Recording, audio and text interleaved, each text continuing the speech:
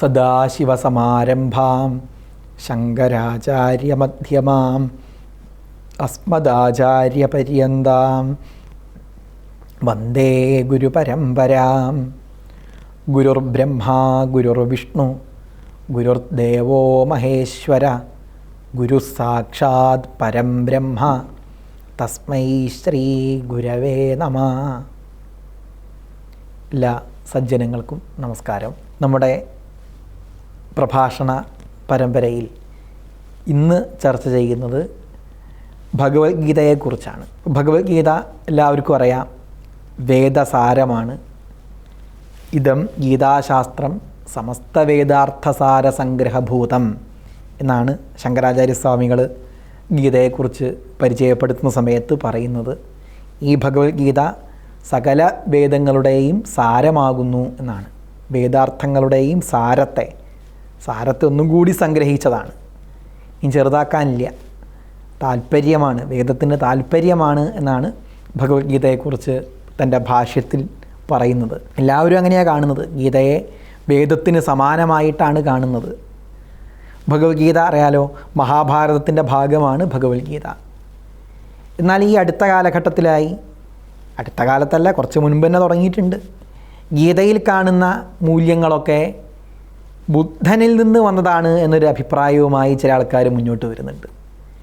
അതിനെന്തെങ്കിലും അടിസ്ഥാനമുണ്ടോ? അവർ പറയുന്ന വാദങ്ങളൊക്കെ നമുക്കൊന്ന് നോക്കാം. ഭഗവത്ഗീതയിൽ ധാരാളം മൂല്യങ്ങൾ കാണാൻ കഴിയും. ഇപ്പോൾ ശ്രദ്ധ, മൈത്രി, സ്നേഹം, കരുണ, സത്യം, ഇതൊക്കെ ബുദ്ധനിൽ നിന്ന് കിട്ടിയതാണ് എന്നാണ് ഈ വിമർശകന്മാരുടെ അഭിപ്രായം. അത് എങ്ങനെയാണ് ശരിയാവുക? പഠിക്കുന്ന ചരിത്രം വെച്ച് നോക്കുകയാണെങ്കിൽ തന്നെ ബുദ്ധൻ ഉണ്ടായിട്ട് 2500 കൊല്ലമായി, ഭഗവത്ഗീത ഉണ്ടായിട്ടോ 5000 കൊല്ലമായി. പിന്നെ എങ്ങനെയാണ് ബുദ്ധൻ്റെ ആശയമാണ് ഗീതയിലേക്ക് കടന്നു വന്നത് എന്ന് പറയുക? ഇനി അതല്ല, സംസ്കൃത സാഹിത്യ ചരിത്രകാരന്മാർ അങ്ങനൊരു കൂട്ടരുണ്ട്. അവർ ഈ ഒരു കാലഗണനയൊക്കെ നമ്മൾ പഠിക്കുന്ന നമ്മൾ മനസ്സിലാക്കിയ രീതിക്കനുസരിച്ചല്ല അവർ പറയുക. 5000 വർഷമായി എന്നൊന്നും അവർ പറയില്ല. അവരുടെ അഭിപ്രായത്തിൽ വേദങ്ങളുണ്ടായത് 2500 2000 BCയിലാണ് എന്നൊക്കെയാണ് അവർ പറയുക. 2200 കൊല്ലമായിട്ടേ ഉള്ളൂ മഹാഭാരതം ഉണ്ടായിട്ട്, ഗീതയും ആ കാലഘട്ടത്തിലാണ് ഉണ്ടായത് എന്നാണ് പറയുക. ഇങ്ങനെയാണ് സംസ്കൃത സാഹിത്യ ചരിത്രകാരന്മാർ. അത് വൈദേശിക രീതികൾക്കനുസരിച്ചാണ് അവരുടെ വ്യാഖ്യാനം. അത് അത്ര ശരിയൊന്നുമല്ല. എന്നാലും അവർ പറയുന്നതിൻ്റെ അടിസ്ഥാനത്തിൽ പറയുകയാണെങ്കിൽ തന്നെ ഗീതയിൽ കാണുന്ന മൂല്യങ്ങളൊക്കെ ബുദ്ധനിൽ നിന്ന് കിട്ടിയതാണോ? മഹാഭാരതവും ഗീതയൊക്കെ ഉണ്ടായിട്ട് 2500 കൊല്ലമായി എന്നാണ് ഇവരുടെ അഭിപ്രായം. ബുദ്ധൻ ഉണ്ടായിട്ട് 2500 കൊല്ലമായി. ഈ ബുദ്ധന് ശേഷമാണ് മഹാഭാരതവും ഗീത ഉണ്ടായതെന്ന് പറഞ്ഞാലും, എന്നാലും ഗീതയിലും മഹാഭാരതത്തിലും കാണുന്ന മൂല്യങ്ങളൊക്കെ ബുദ്ധനിൽ നിന്ന് കിട്ടിയതാണോ? കാലഗണന അവർ പറയുന്നത് തന്നെ സ്വീകരിച്ചാൽ തന്നെ ബുദ്ധനിൽ നിന്ന് കിട്ടിയതാണെന്ന് പറയാൻ കഴിയുമോ? സാധിക്കില്ല. അതാണ് നമ്മൾ ചർച്ച ചെയ്യുന്നത്.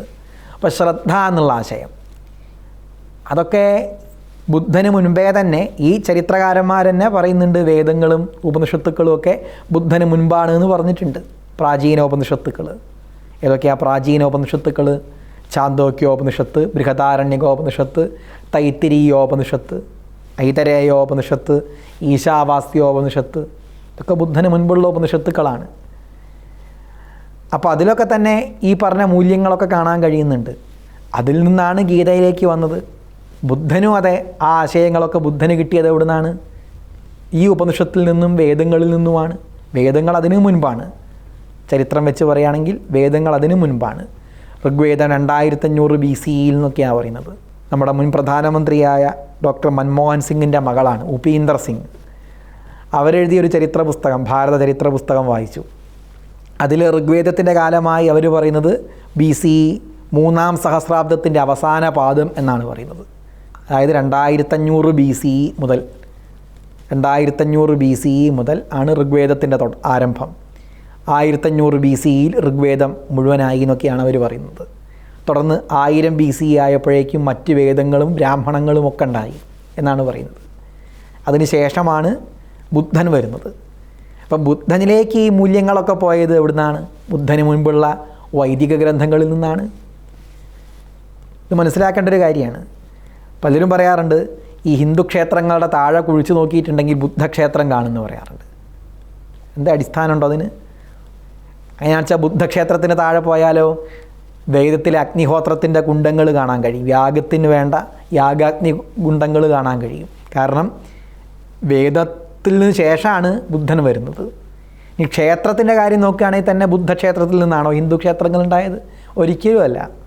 ഇപ്പോൾ ദാ ബൗദ്ധ ക്ഷേത്രങ്ങളൊക്കെ ഉണ്ടായ കാലത്തിന് മുൻപ് തന്നെ ഹിന്ദു ക്ഷേത്രങ്ങൾ ഉണ്ടായിട്ടുണ്ട്. മധ്യപ്രദേശിലെ ബസ്നഗർ എന്ന് പറയുന്ന സ്ഥലത്ത് വിദിശേൻ്റെ അടുത്തായിട്ട് ഒരു സ്ഥലമുണ്ട്. അവിടെ പ്രാചീന കാലത്ത് തന്നെ 2300 കൊല്ലം മുമ്പുള്ള ശ്രീകൃഷ്ണ ക്ഷേത്രത്തിൻ്റെ അവശിഷ്ടം ഇന്നും ഉണ്ട്. ഒരു ഗരുഡ സ്തംഭം തന്നെ കാണാൻ കഴിയും. അവിടെ മഹാഭാരതത്തിലെ വരികൾ തന്നെ എഴുതി വച്ചിട്ടുണ്ട്. ശ്രീകൃഷ്ണ ഭക്തനായ ഹെലിയോഡോറസ് എന്ന ഒരു ഗ്രീക്കുകാരൻ, അദ്ദേഹമാണ് ആ ഒരു ഗരുഡ സ്തംഭം ഉണ്ടാക്കിയത്. അത് ബുദ്ധൻ്റെ ക്ഷേത്രത്തിൽ നിന്നല്ല ഇതൊന്നും ഉണ്ടായത്. സ്വതന്ത്രമായി തന്നെ ഭാരതത്തിൽ പഴയ കാലത്ത് തന്നെ ഹൈന്ദവ ക്ഷേത്രങ്ങൾ ഉയർന്നു വന്നിട്ടുണ്ട്.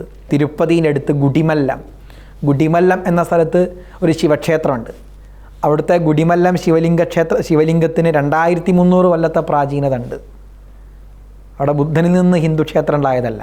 ബുദ്ധക്ഷേത്രം ഒരു ഭാഗത്തുണ്ടാവുന്നു, ജൈനക്ഷേത്രം വേറൊരു ഭാഗത്തുണ്ടാവുന്നു, ഹൈന്ദവ ക്ഷേത്രം വരെ സമാന്തരമായി ഈ കാലഘട്ടത്തിലൊക്കെ ഉണ്ടാവുന്നുണ്ട്. അങ്ങനെ ആ ചരിത്രം. അല്ലാതെ ബുദ്ധനിൽ നിന്ന് ഹിന്ദുക്കൾ ക്ഷേത്രം ഉണ്ടാക്കിയതല്ല, അതിൻ്റെ മുകളുണ്ടാക്കിയതല്ല. ഇപ്പോൾ ബദരിനാഥ് ബുദ്ധക്ഷേത്രമാണോ? ഒരിക്കലുമല്ല. ചിലരങ്ങനെയൊക്കെ പറയാറുണ്ട് ആദ്യം ബുദ്ധക്ഷേത്രമായിരുന്നു ഒക്കെ. ഒരിക്കലുമല്ല. ഇപ്പോൾ മഹാഭാരതത്തിൽ ബദരീനാഥനെ പരാമർശിക്കുന്നുണ്ടല്ലോ. ബദരീനാരായണ വനം എന്നൊക്കെ പറഞ്ഞുകൊണ്ട് ബദരീ വനം എന്നൊക്കെ പരാമർശിക്കുന്നുണ്ട്. ഗയയിലെ പിതൃശ്രാദ്ധം, അവിടെയുള്ള അക്ഷയവടം, അതിനെക്കുറിച്ചൊക്കെ മഹാഭാരതത്ത് പരാമർശിക്കുന്നുണ്ട്. ഇതൊക്കെ പണ്ടേ ഉണ്ട്. ബുദ്ധൻ്റെ ആശയം ഒരു ഭാഗത്തുണ്ട്, നമ്മുടെ ആശയവും സമാന്തരമായി തന്നെ ഉണ്ട്. ആ മനസ്സിലാക്കേണ്ടത്. ബുദ്ധഗയയുണ്ട് അവിടെ, ഹിന്ദുഗയയുണ്ട് അവിടെ.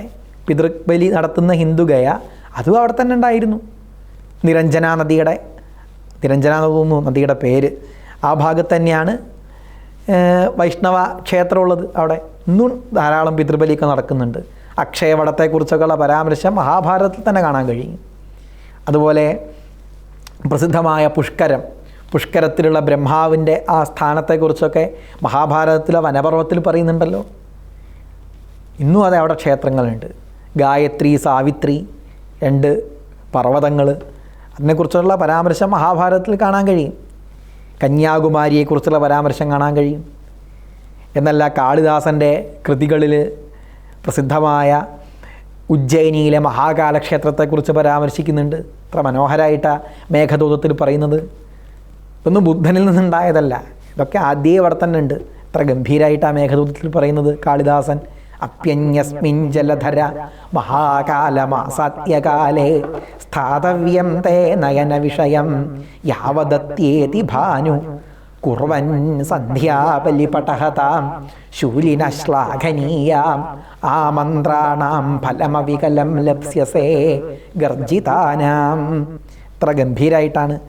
വഴി തെറ്റിപ്പോയാലും ഉജ്ജയിനിയിലൂടെ പോകണം എന്നാണ് പറഞ്ഞത്. വഴി കുറച്ച് വളഞ്ഞിട്ടായാലും ഉജ്ജയിനിയെ ഒഴിവാക്കരുത്. അവിടെ മഹാകാലക്ഷേത്രത്തിലെത്തിയിട്ട് ഭഗവാന്റെ ആ ത്രംബകസ്യ അട്ടഹാസ, ത്രംബകൻ്റെ ആ അട്ടഹാസത്തിനനുസരിച്ച് നിൻ്റെ ഉടുക്ക് കൊട്ടണം എന്നാണ് പറഞ്ഞത് മേഘത്തിനോട്. മേഘത്തിൻ്റെ ഉടുക്ക് എന്ന് പറഞ്ഞാൽ ഇടിവെട്ട് തന്നെ. ഇങ്ങനെയൊക്കെ പറയുന്നുണ്ട്. ഇത്ര ഭംഗിയായിട്ട് അവിടെയൊക്കെ വർണ്ണിച്ചത്. അപ്പം അന്ന് തന്നെ നമുക്ക് ക്ഷേത്രങ്ങളുണ്ട്. ഇതൊന്നും ബുദ്ധനിൽ നിന്നുണ്ടായതല്ല എന്നർത്ഥം. അതുപോലെ കാഞ്ചിയിലെ ക്ഷേത്രങ്ങൾ, ബുദ്ധമതത്തിലും ഈ സമയത്തൊക്കെ ക്ഷേത്രങ്ങൾ ഉണ്ടായിരുന്നു. അത്രയേ പറയാൻ കഴിയുള്ളൂ. ആ വിഷയം എങ്ങനെ മനസ്സിലാക്കുക? ഇപ്പോൾ ഭഗവത്ഗീതയിൽ കാണുന്ന മൂല്യങ്ങളൊക്കെ ബുദ്ധനിൽ നിന്ന് വന്നതാണോ? അതാണ് നമ്മുടെ വിഷയം. അവിടേക്ക് കടക്കാം. ഈ മൂല്യങ്ങളൊക്കെ, സത്യം, ശ്രദ്ധ തുടങ്ങിയ മൂല്യങ്ങളൊക്കെ അതിനു മുൻപുള്ള, നമ്മൾ പഠിക്കുന്ന ചരിത്രം വെച്ച് പറയുകയാണെങ്കിൽ തന്നെ ബുദ്ധന് മുൻപ് ഉറപ്പിച്ച് പറയാവുന്ന വൈദിക സാഹിത്യത്തിൽ തന്നെ ഉള്ളതാണ്. വേദസാഹിത്യമാണ് ആദ്യം ഉണ്ടായതെന്താ ഉറപ്പാണ്. കാരണം വേദത്തിൽ ശ്രീബുദ്ധനെക്കുറിച്ചൊന്നും പരാമർശിക്കുന്നില്ല. ശുദ്ധോധനനെക്കുറിച്ചോ ബുദ്ധനെക്കുറിച്ചോ ഒന്നും പരാമർശിക്കുന്നില്ല. മറിച്ച് ബുദ്ധൻ്റെ ഉപദേശങ്ങളിലാണെങ്കിലോ വൈദിക സാഹിത്യത്തെക്കുറിച്ചും വേദമൂല്യങ്ങളെക്കുറിച്ചൊക്കെ പരാമർശിക്കുന്നുണ്ട്. സാന്ദർഭികമായി പറയട്ടെ, ബുദ്ധൻ നിഷേധിയായിരുന്നുവോ? ഒരിക്കലും ആയിരുന്നില്ല. അതന്നെ ഒരു കെട്ടിച്ചമച്ച വ്യാഖ്യാനമാണ്. ബുദ്ധൻ വേദത്തെ നിഷേധിച്ച ഒരാളായിരുന്നു. ബ്രാഹ്മണരോടൊക്കെ ബുദ്ധന് വല്ലാത്ത വെറുപ്പായിരുന്നു. ബ്രാഹ്മണ ആശയങ്ങളൊക്കെ അംഗീകരിച്ചിട്ടില്ല. ചാതുർവർണ്ണ്യം അംഗീകരിച്ചില്ല ബുദ്ധൻ എന്നൊക്കെ ചിലർ പറയുന്നത് കേൾക്കാം. ചാതുർവർണ്ണ്യം എന്താ നമ്മളിവിടെ പറഞ്ഞു. ചാതുർവർണ്ണത്തിൻ്റെ ആശയത്തെ ബുദ്ധനും അംഗീകരിച്ചിട്ടുണ്ട്. ഇപ്പം ബുദ്ധ സാഹിത്യത്തിൽ ഏറ്റവും പ്രധാനപ്പെട്ട ധർമ്മപഥത്തിൽ തന്നെ കാണാം, ബ്രാഹ്മണരുടെ ശക്തി എന്ന് പറഞ്ഞാൽ എന്താണ്? ജ്ഞാനമാണ്. ക്ഷത്രിയൻ്റെ ശക്തി എന്ന് പറഞ്ഞാൽ ഭരണമാകുന്നു, യുദ്ധവിജയമാകുന്നു. ഇതൊക്കെ യുദ്ധേജാപ്യ പലായനം എന്നൊക്കെ പറയുന്ന ചാതുർവർണ്ണത്തിൻ്റെ ആശയം തന്നെയാണ് ബുദ്ധനും അവിടെ പറഞ്ഞത്. ബുദ്ധൻ എന്ന് പറഞ്ഞാൽ വേറൊരു സമ്പ്രദായമാണ് എന്ന് പറഞ്ഞു കൊണ്ടുപോവുകയാണ്. അതിന് യാതൊരു അടിസ്ഥാനവും ഇല്ല. അവിടെ നിൽക്കട്ടെ. ഇപ്പോൾ ബുദ്ധനിലേക്ക് വന്ന ആശയങ്ങൾ അത് ബുദ്ധന് മുൻപുള്ള വേദത്തിലും ഉപനിഷത്തിലൊക്കെ ഉള്ള ആശയമാണ്. ഗീതയിൽ വന്ന മൂല്യങ്ങൾ എവിടെ നിന്ന് വന്നതാണ്? ഈ വേദത്തിൽ നിന്ന് തന്നെ വന്നതാണ്. ഇപ്പം സത്യത്തെക്കുറിച്ചാണെങ്കിൽ എത്രയോ മന്ത്രങ്ങൾ വേദത്തിൽ തന്നെ കാണാൻ കഴിയും. മൂല്യങ്ങളൊക്കെ ഗീതയിലുണ്ട്. സത്യത്തെക്കുറിച്ചൊക്കെ പറയുന്നുണ്ട്. അതൊക്കെ എവിടെ നിന്ന് കിട്ടിയതാണ്? വേദത്തിൽ നിന്ന് കിട്ടിയതാണ്. സത്യം ജമേ ശ്രദ്ധാജമേ, സത്യമുണ്ടാവട്ടെ ശ്രദ്ധ ഉണ്ടാവട്ടെ, ചമകത്തിൽ കാണാം. സത്യമേവ ജയതേ, അഥർവവേദത്തിൻ്റെ ഭാഗമായ മുണ്ടകോപനിഷത്തിലാണ്.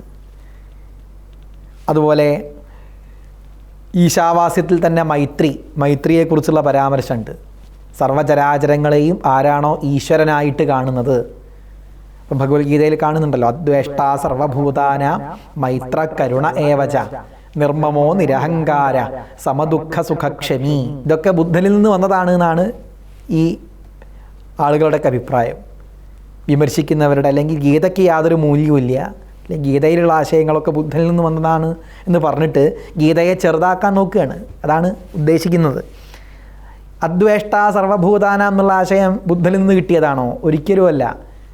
കാരണം ബുദ്ധന് മുൻപ് തന്നെയുള്ള യജുർവേദത്തിൻ്റെ ഭാഗമായ ഈശാവാസ്യോപനിഷത്തിൽ യസ്മിൻ സർവാണി ഭൂതാനി ആത്മന്യേവ അനുപശ്യതി സർവഭൂതസ്ഥമാത്മാനം തതോന്ന വിജുഗുപ്സതേ എന്ന മന്ത്രത്തിൽ കാണാം. ആരാണോ സർവചരാചരങ്ങളെയും ഈശ്വരനായിട്ട് കാണുന്നത് അയാൾക്ക് യാതൊന്നിനോടും വിദ്വേഷം ഉണ്ടാവില്ല. ആ ആശയം ബുദ്ധനിൽ നിന്ന് കിട്ടിയതല്ല, ബുദ്ധന് മുൻപുള്ള ഈശാവാസ്യോപനിഷത്തിൽ നിന്ന് കിട്ടിയതാണ്. മൈത്രി, വിദ്വേഷല്യായ, അതുപോലെ സ്നേഹത്തിൻ്റെ ആശയം, ദയ, ദാനം, ഇതൊക്കെ ബൃഹദാരണ്യകോപനിഷത്തിൽ തന്നെ കാണാം. പ്രജാപതി ദ എന്നൊരു ശബ്ദം ഉച്ചരിച്ചു. മനുഷ്യർ ദാനം എന്ന ആശയത്തെ സ്വീകരിച്ചു. ദേവന്മാർ ദമം എന്ന മൂല്യത്തെ സ്വീകരിച്ചു. അസുരന്മാരോ ദയ എന്ന മൂല്യത്തെ സ്വീകരിച്ചു. അവിടെ പറയും ദയാ, ദാനം, ദമം ഇത് മൂന്നും മനുഷ്യന് ക്ഷേമത്തിനായിട്ട് ആവശ്യമാകുന്നു എന്ന് പറയും. ദയ, സർവഭൂത ദയ എന്ന ആശയം അതും ബുദ്ധന് മുൻപുള്ള ബൃഹദാരണ്യകോപനിഷത്തിലുണ്ട്. ഇനി അഹിംസ എന്നുള്ള ആശയം ബുദ്ധനിൽ നിന്ന് കിട്ടിയതാണോ? ഒരിക്കലുമല്ല. ബുദ്ധന് മുൻപുള്ള ഛാന്തോക്യോപനിഷത്തിൽ ഇത്ര ഭംഗിയായിട്ട് പറയുന്നു, യത്തപോ ദാനം ആർജവം അഹിംസ സത്യവചനമിതി. തപസ്, ദാനം, ആർജവം, അഹിംസ, സത്യവചനം, 4-5 മൂല്യങ്ങൾ ഒരേ സ്ഥലത്ത് തന്നെ കാണാൻ കഴിയും. സത്യം വദ, ധർമ്മം ചര, തൈത്തിരീയോപനിഷത്ത്. വേദമന്ത്രങ്ങളിൽ തന്നെ സത്യായ ഹവ്യം ഘൃതവത് വിധേയമ, സത്യത്തിനായിക്കൊണ്ട് ഹവിസർപ്പിക്കുന്നു എന്ന് പറയുന്നു. ത്രയോദിക്കിൽ ഋതം വദിഷ്യാമി, സത്യം വദിഷ്യാമി, ഋതം സത്യം തുടങ്ങിയ ആശയങ്ങൾ അതാണ് വേദമന്ത്രങ്ങളിൽ ഏറ്റവും അധികം ആവർത്തിക്കുന്ന 2 പദങ്ങളാണ് ഋതം, സത്യം. സംഹിതയിൽ മുഴുവൻ കാണാൻ കഴിയും. എന്താ ഋതം എന്ന് പറഞ്ഞാൽ? യഥാശാസ്ത്രം യഥാ കർത്തവ്യം സുപരിനിശ്ചിതമർത്ഥം. ശാസ്ത്രമനുസരിച്ചും കർത്തവ്യമനുസരിച്ചും ബുദ്ധിയിൽ നല്ലതുപോലെ ഉറപ്പിക്കപ്പെട്ട അർത്ഥം, അതാണ് ഋതം. ആ ഋതം പറയാൻ സാധിക്കണം. ശരിയായ സത്യം എന്ന് വേണമെങ്കിൽ പറയാം. ശാസ്ത്രമനുസരിച്ചും കർത്തവ്യമനുസരിച്ചും നല്ലതുപോലെ ബുദ്ധിയിൽ ഉറപ്പിക്കപ്പെട്ട അർത്ഥത്തിനാണ് എന്ത് പറയുക? ഋതം എന്ന് പറയുക. അപ്പോൾ വേദമന്ത്രം മുന്നോട്ട് വയ്ക്കുന്ന വേദസംഹിത, 4 വേദസംഹിതകളിലും കൂടിയായിട്ട് 26,000-ഓളം മന്ത്രങ്ങളുണ്ട്. ഈ മന്ത്രത്തിൻ്റെ മുഴുവൻ താല്പര്യം ഋതവും സത്യവുമാണ്. അധിക മന്ത്രങ്ങളിലും സത്യത്തെക്കുറിച്ചും ഋതത്തെക്കുറിച്ചുമാണ് പറയുന്നത്. ദൈവങ്ങളെപ്പോലും, വേദത്തിലെ ദേവതകളെപ്പോലും സത്യത്തിൻ്റെയും ഋതത്തിൻ്റെയും മൂർത്തിയായിട്ടാണ് പറയുന്നത്. യജുർവേദത്തിലെ തൈത്തിരീയ സംഹിതയിൽ കാണാം, ഋതസ്യത്വ സത്യായ, സത്യത്തിന് വേണ്ടി ഞാനിതാ നിന്നതാ ഭജിക്കുന്നു എന്ന് പറയുന്നു.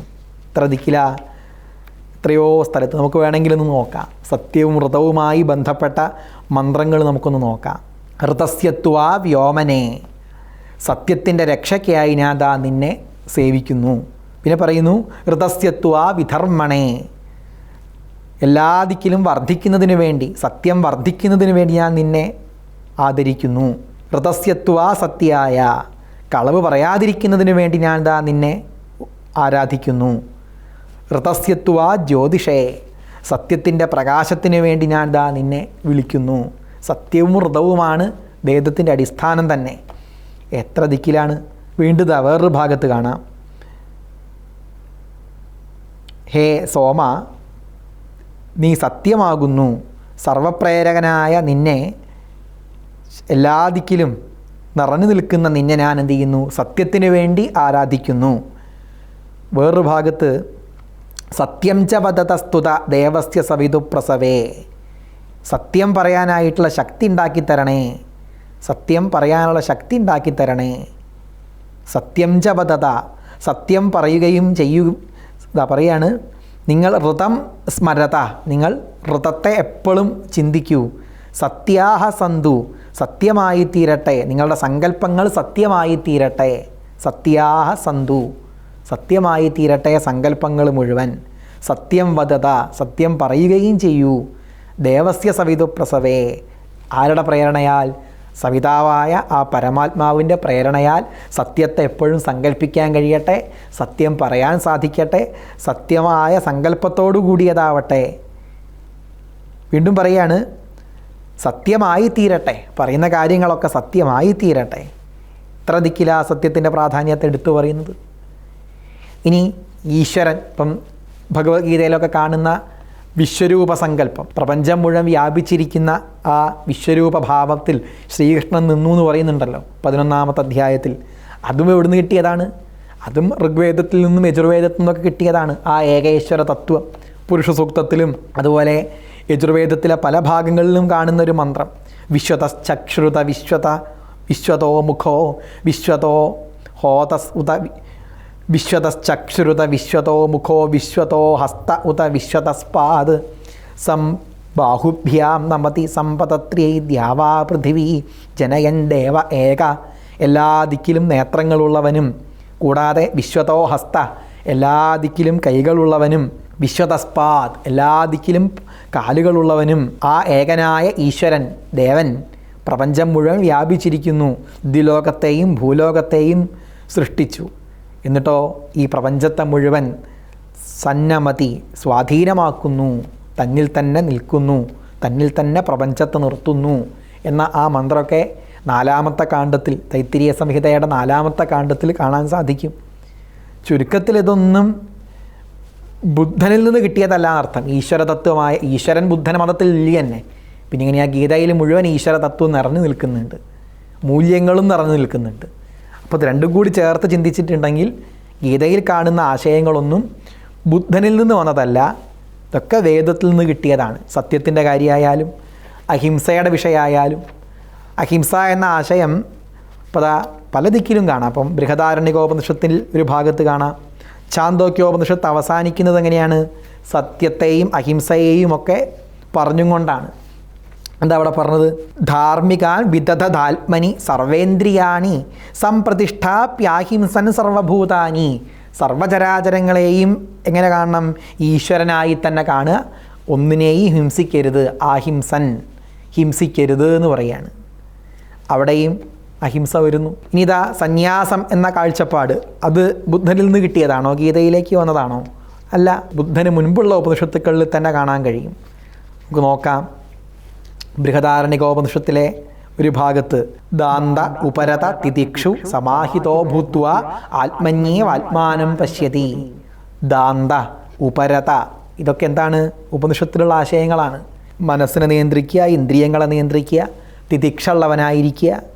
ബൃഹദാരണ്യകോപനിഷത്തിലുള്ള മന്ത്രമാണ്. ഇതൊക്കെ ബുദ്ധന് മുൻപുള്ളതാണ്, മനസ്സിലാക്കണം. തിതിക്ഷു, തിതിക്ഷ എന്ന് പറഞ്ഞാൽ എന്താണ്? സഹനം സർവദുഃഖാനാം അപ്രതീകാരപൂർവകം ചിന്താ വിലാപരഹിതം സാ തിതിക്ഷ നിഗദ്യത എന്നാണ് ശങ്കരാചാര്യസ്വാമികൾ പറയുന്നുണ്ട്. തിതിക്ഷയെക്കുറിച്ച് സകല ദുഃഖങ്ങളെയും സഹിക്കാനുള്ള കരുത്ത്, അതും പ്രതികാര ചിന്ത കൂടാതെ ഭഗവാൻ എനിക്കിങ്ങനെ വന്നു പോയല്ലോ ആ ചിന്തയില്ലാതെ ദുഃഖങ്ങളെ സഹിക്കാനുള്ള ശക്തി. സമാഹിതോ ഭൂത്വ, അങ്ങനെ ആ പരമാത്മസ്വരൂപത്തിൽ മനസ്സിനെ ഉറപ്പിച്ച് ആത്മന്യേവ ആത്മാനം പശ്യതി, തന്നിൽ തന്നെ ആ സത്യത്തെ സാക്ഷാത്കരിക്കുക, തന്നിലെ ആത്മാവും സർവേശ്വരനും ഒന്നാണ് എന്ന അവസ്ഥയിലേക്ക് എത്തുക.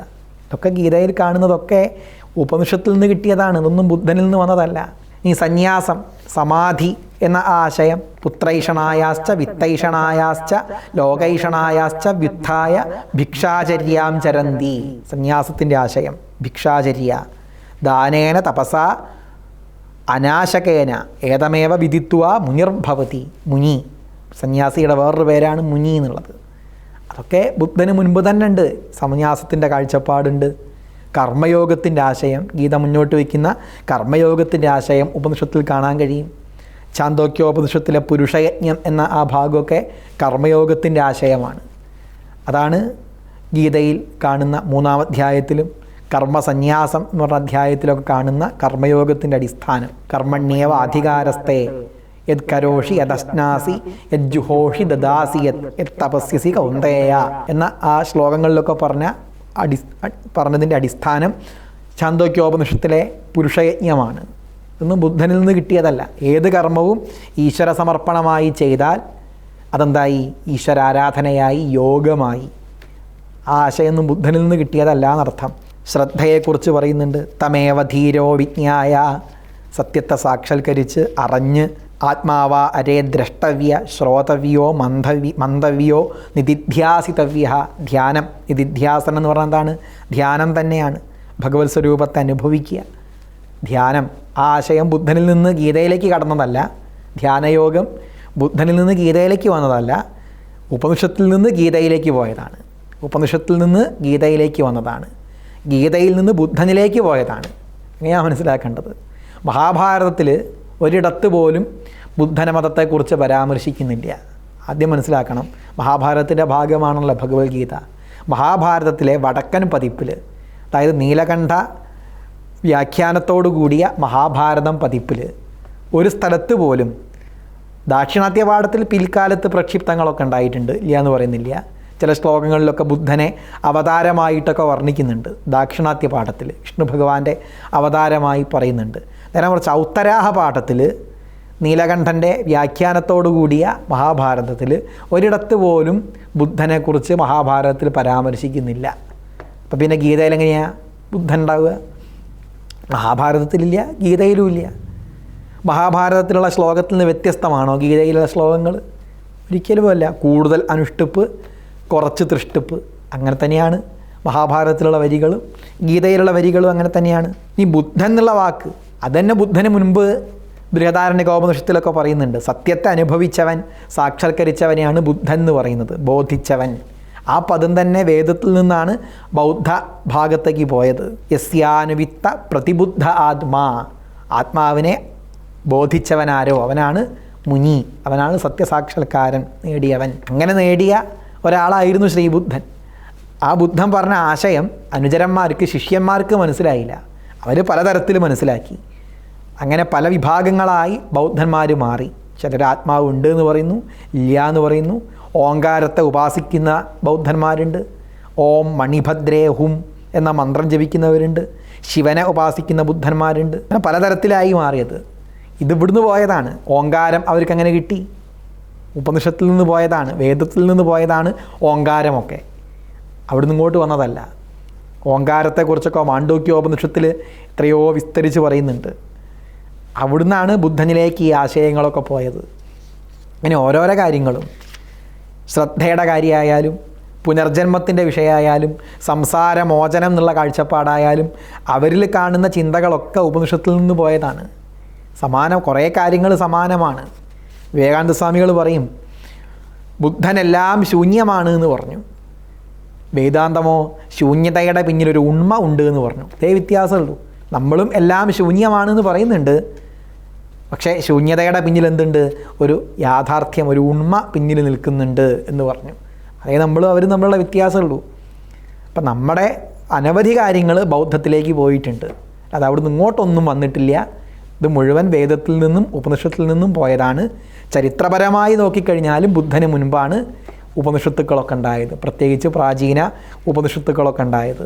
സമ്യക് സങ്കല്പം എന്നുള്ള ആശയം അഷ്ടാംഗമാർഗത്തിലുള്ള പ്രധാനപ്പെട്ട ഒരു ആശയമാണ്. സമ്യക് സങ്കല്പം ബൗദ്ധത്തിലുള്ളതാണ്. നല്ല സങ്കല്പം ഉണ്ടാവുക, ശരിയായ സങ്കല്പം എന്നാണ് അവർ പറയുക. ഈ ശരിയായ സങ്കല്പം എന്നുള്ള ആശയം എവിടുന്ന് വന്നതാണ്? യജുർവേദത്തിലുള്ളൊരു മന്ത്രത്തിലുള്ളതാണ്, ശിവസങ്കല്പ സൂക്തത്തിലുള്ളതാണ്. തന്മേമന ശിവസങ്കല്പമസ്തു സൂഷാരഥി അശ്വാനിവയൻ മനുഷ്യാൻ നേനീയത്തെ അഭീഷുഭിർവാജിന ഇവ ഹൃൽപ്രതിഷ്ഠം യദചിരം ജവിഷ്ഠം തന്മേമന ശിവസങ്കല്പമസ്തു. എൻ്റെ മനസ്സ് നല്ല സങ്കല്പത്തോടു കൂടിയതാവണമേ. ഇതൊക്കെ വേദത്തിൽ നിന്ന് കിട്ടിയതാണ് എന്നർത്ഥം. അപ്പം ഇതാണ് ഈ സന്ദർഭത്തിൽ മനസ്സിലാക്കേണ്ടത്. ഇപ്പം ബുദ്ധക്ഷേത്രങ്ങൾ, അതിൽ നിന്നാണ് ഹിന്ദു ക്ഷേത്രങ്ങൾ ഉണ്ടായത് എന്ന് പറയുന്നതിനും യാതൊരു അടിസ്ഥാനവുമില്ല. ബുദ്ധൻ്റെ മൂല്യങ്ങളിൽ നിന്നാണ് ഗീതയിലേക്ക് ആധ്യാത്മിക മൂല്യങ്ങളൊക്കെ വന്നത് എന്ന് പറയുന്നതിനും യാതൊരു അടിസ്ഥാനവുമില്ല. പിന്നെ ബുദ്ധൻ്റെ ആശയത്തിനോട് എന്തെങ്കിലും കടപ്പെട്ടിട്ടുണ്ടോ ഗീത? അതുമില്ല. കാരണം ബുദ്ധന്മാർക്ക് പൊതുവേ ഈശ്വരൻ ഇല്ല എന്നാണ് അവർ പറയുന്നത്. ഗീത ഈശ്വരനെ വളരെ പ്രാധാന്യത്തോടു കൂടി എടുത്ത് കാണിക്കുന്നു. വളരെ പ്രാധാന്യത്തോടു കൂടി ഈശ്വരനെ പറയുന്നുണ്ട് ഭഗവത്ഗീത. അത് വേദത്തിൻ്റെ ആശയമാണ്. വിശ്വതശ്ചക്ഷുരുത വിശ്വതസ്പാത് വിശ്വതോ മുഖോ എന്നൊക്കെ പറയുന്ന ആ മന്ത്രത്തിൻ്റെ ആശയമാണ് ഗീതയിലുള്ള വിശ്വരൂപദർശനമൊക്കെ, വിശ്വരൂപദർശന യോഗമൊക്കെ ആ ആശയമാണ്. അതിൻ്റെ ആശയത്തിൽ നിന്നാണ് ഉണ്ടായത്. ഇനി വേറെ ചിലർ പറയുന്നത് എന്താ വെച്ചാൽ ഭക്തി പ്രസ്ഥാനത്തിലുള്ള കവികളൊന്നും ഭഗവത്ഗീതയെ സ്വീകരിച്ചിട്ടില്ല, ഭഗവത്ഗീത തങ്ങളെ കുടുക്കുന്നതാണ്, ബ്രാഹ്മണ്യത്തിൻ്റെ ദർശന സംഗ്രഹമായതുകൊണ്ട് ഗീതയെ ആരും സ്വീകരിച്ചിട്ടില്ല എന്നൊക്കെയാണ്. എങ്ങനെയാണ് ശരിയാവുക? പൂന്താനം പറയുന്നുണ്ടല്ലോ, ഗീതയും പറഞ്ഞിടുന്ന അതിതൂ തന്നെ. പൂന്താനത്തിൻ്റെ ജ്ഞാനപ്പാനയിൽ പറഞ്ഞ ആശയങ്ങളൊക്കെ ഗീതയിൽ പറഞ്ഞ ആശയമാണെന്ന് അദ്ദേഹം പറയുന്നത്. പൂന്താനം ഭക്തകവിയല്ലേ. പിന്നെ സന്ത് ജ്ഞാനേശ്വർ മഹാരാഷ്ട്രയിലെ ഏറ്റവും പ്രധാനപ്പെട്ട ഒരു ഭക്തി ആചാര്യനാണ്. അദ്ദേഹത്തിൻ്റെ വ്യാഖ്യാനം തന്നെ ഭഗവത്ഗീതയ്ക്കുണ്ട്. പിന്നെ ഇങ്ങനെയാ ഭക്ത കവികളൊന്നും ഭഗവത്ഗീത സ്വീകരിച്ചില്ല എന്ന് പറഞ്ഞാൽ എങ്ങനെയാണ് ശരിയാവുക? ജ്ഞാനേശ്വരി വ്യാഖ്യാനം വളരെ പ്രസിദ്ധമാണ്. എഴുത്തച്ഛൻ ഭഗവത്ഗീതയെ സ്വീകരിച്ചിട്ടില്ല എന്ന് പറയുന്നത് കേൾക്കാം, അതും ശരിയല്ല. വാസാംസി ജീർണാനി യഥാവിഹായ എന്ന ആ ശ്ലോകത്തിൻ്റെ ആശയങ്ങളൊക്കെ എഴുത്തച്ഛൻ എടുത്തിട്ടുണ്ട്. വസ്ത്രം പഴയതായി കഴിഞ്ഞാൽ പഴയ വസ്ത്രം ഉപേക്ഷിച്ച് പുതിയ വസ്ത്രങ്ങൾ സ്വീകരിക്കുന്നത് പോലെ പഴയ ദേഹത്തെ ഉപേക്ഷിച്ച് പുതിയ ശരീരത്തെ സ്വീകരിക്കുന്നു എന്ന ഗീതാശ്ലോകം എഴുത്തച്ഛൻ സ്വീകരിച്ചിട്ടുണ്ട്. പിന്നെ പറയാറുള്ളത് നാരായണ ഗുരുസ്വാമികൾ ഭഗവത്ഗീതയെ അംഗീകരിച്ചിട്ടില്ല എന്നാണ്. എന്തൊരു വിഡ്ഢിത്തം ആലോചിച്ച് നോക്കൂ. അനുകമ്പാദശകത്തിൽ പരമാർത്ഥമുരച്ചു തേർവിടും പൊരുളോ എന്ന് ഭഗവത്ഗീത ഉപദേശിച്ച ശ്രീകൃഷ്ണനെക്കുറിച്ചല്ലേ നാരായണ ഗുരു പറഞ്ഞത്? ഇതിനൊന്നും ഒരു അടിസ്ഥാനവുമില്ല, എന്തൊക്കെയോ പറയാണ്. ഗീതയ്ക്ക് സാമാന്യം സമൂഹത്തിൽ നല്ല വേരോട്ടമുണ്ട്, സ്ഥാനമുണ്ട്. ആ സ്ഥാനം അത്ര ശരിയല്ല, അതത്ര യോഗ്യമായൊരു ഗ്രന്ഥമൊന്നുമല്ല. അതിന് ചില കുഴപ്പങ്ങളൊക്കെ ഉണ്ട്. അതിലുള്ള നല്ല വശങ്ങളൊക്കെ അത് ബുദ്ധനിൽ നിന്ന് എടുത്തതാണ്, മോശപ്പെട്ട കാര്യങ്ങളൊക്കെ ബ്രാഹ്മണിക്കലാണ്. ഇങ്ങനെയൊക്കെ പറഞ്ഞിട്ട് ചാതുർവർണ്ണ്യം ബ്രാഹ്മണിക്കലാണ്, നല്ല മൂല്യങ്ങളൊക്കെ ബുദ്ധനിൽ നിന്ന് കിട്ടിയതാണ്. അപ്പോൾ ബുദ്ധനും ചാതുർവർണ്ണ്യം അംഗീകരിച്ചിട്ടുണ്ടല്ലോ. ബുദ്ധൻ്റെ ഉപദേശങ്ങളിലും ചാതുർവർണ്ണ്യം കാണുന്നുണ്ട്. ബുദ്ധൻ ബ്രാഹ്മണരെയൊക്കെ നിഷേധിച്ചിട്ടുണ്ടോ? അതും വെറുതെ പറയുക. ഇപ്പോൾ ഉള്ള ബ്രാഹ്മണർ പഴയ ബ്രാഹ്മണരെ പോലെ അത്ര നല്ല ആൾക്കാരല്ല എന്ന് മാത്രമേ ബുദ്ധൻ പറഞ്ഞിട്ടുള്ളൂ. പണ്ട് ഗംഭീരന്മാരായിരുന്നു, യോഗ്യന്മാരായിരുന്നു, ഇപ്പം അവരെ പോലെ ആവുന്നില്ല. സപ്തർഷിമാരൊക്കെ വളരെ കേമന്മാരായിരുന്നു, അവർ അഹിംസാവാദികളായിരുന്നു. ഇപ്പോഴുള്ള ബ്രാഹ്മണർ യാഗത്തിൻ്റെ പേരിൽ ജന്തുഹിംസ ചെയ്യുന്നു എന്നാണ് ബുദ്ധൻ്റെ അഭിപ്രായം. വേദത്തെയോ സപ്തർഷിമാരെയോ ഒന്നും ബുദ്ധൻ നിഷേധിച്ചിട്ടില്ല.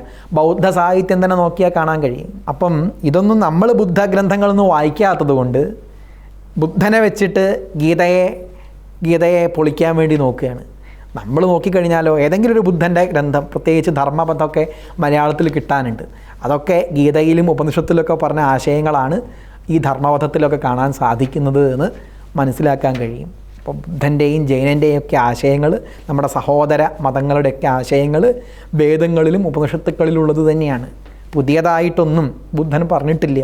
അദ്ദേഹവും പറഞ്ഞിട്ടുണ്ട്, ഞാൻ പുതുതായിട്ടൊന്നും പറയാനായിട്ടല്ല വന്നത്, ഉള്ളതിനെ നിലനിർത്താൻ വേണ്ടിയിട്ടാണ്. ജന്തുഹിംസയുടെ പേരിൽ ചില ദോഷങ്ങളൊക്കെ വന്നുപോയി, ആ ദോഷത്തെ നീക്കാൻ വേണ്ടി മാത്രമാണ് ഞാൻ വന്നത് എന്ന് അദ്ദേഹം തന്നെ പറയുന്നുണ്ട്. ഇതാണ് ഈ സന്ദർഭത്തിൽ മനസ്സിലാക്കേണ്ടത്.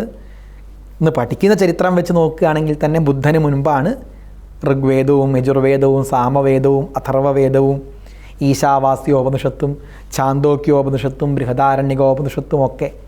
അതിലുള്ള ആശയങ്ങളാണ് ബുദ്ധനിലേക്കും പോയത്. അതിൻ്റെ ആശയം തന്നെയാണ് മഹാഭാരതത്തിലും ഗീതയിലുമൊക്കെ നിറഞ്ഞു നിൽക്കുന്നത്.